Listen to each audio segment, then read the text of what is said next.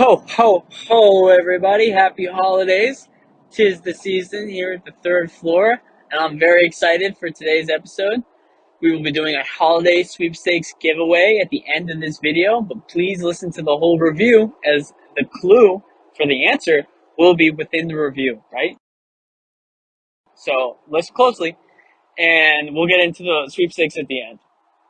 Okay, we're going to be diving into the Guardians of the Galaxy Holiday Special.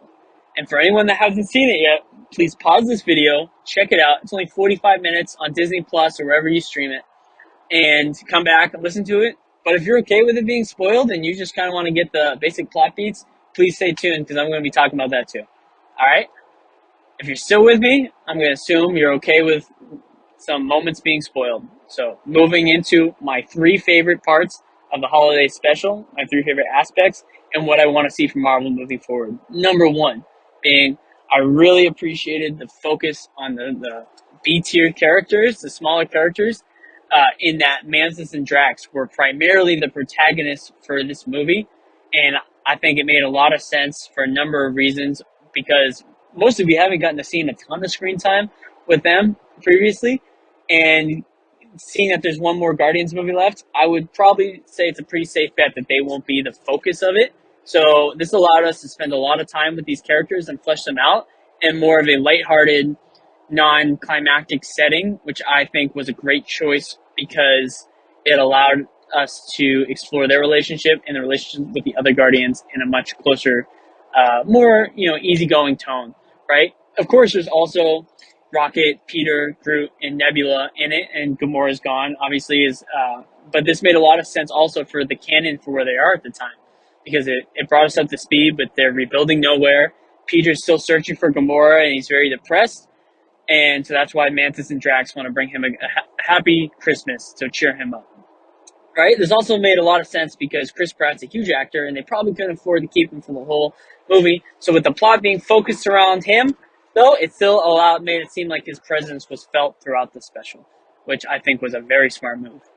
Secondly, I really like how it recontextualized a lot of our previous understanding of the Guardians without taking it away, with the two biggest things being the secret spoiler that Mantis is actually Peter Quill's sister. And I know a lot of people were speculating on this, like it was very popular online, but to make this canon, I felt was really cool for this holiday special because it gave some weight to the special, not in like a big dramatic fight kind of way, but more or an explosion Michael Bay kind of way, but it gave weight in that there was things in this special that would affect the rest of the Guardians movie. Like it wasn't just a one-off. And I think that was great because it made sense because obviously they met through ego and there was definitely that option throughout, and it also added a few more layers to some of the relationships of Mantis and Drax and Mantis and Peter Quill. So definitely huge plus on that. And secondly, I really appreciated how they had the flashback scenes of Yondu and Peter and their gifts that they gave each other on their first Christmas in space. Yondu giving Peter the blasters, and Peter giving Yondu the little bobblehead Furby-looking toys that he would have on his captain's chair in his spaceship. And I thought it was a great way to have these small character beats without going into a ton of dialogue and exposition. And I think James Gunn nails this every time with putting us in the mind of these characters without overdoing it with a lot of the boring expository moments, right? Number three, I will say that what I think I appreciated most and what Marvel did take away from this is it wasn't a giant world-ending galaxy battle event like Infinity War, right? It was just two characters trying to bring Christmas cheer to their family member, their friend. And I think a lot of us can relate to that way more and can appreciate storylines like this that are more focused on the smaller character-driven storylines and more the personalized plot beats that went along with this rather than the giant. Not everything has to be Infinity War. Not everything has to be Endgame. Not everything has to be an event. And I think it takes away from those events when every single movie in the lineup, it feels like an event. So the more that Marvel can just focus on maybe these lesser stakes for the galaxy, but higher stakes personally storylines, the more success they'll find when they do release the major events like Infinity War.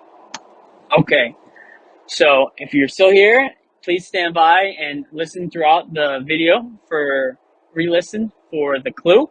And we will be going to the sweepstakes for the next video from our lovely host, Joe, who will be telling you all about how you can enter. Okay? Thank you all so much for listening. Please subscribe. Please hit that notification button and please like, as we need the engagement to keep this channel going and bringing you great content. All right, everyone. Check us out on Spotify and have a great holiday season. And remember, stay tuned and subscribe so you can see Joe's holiday sweeps.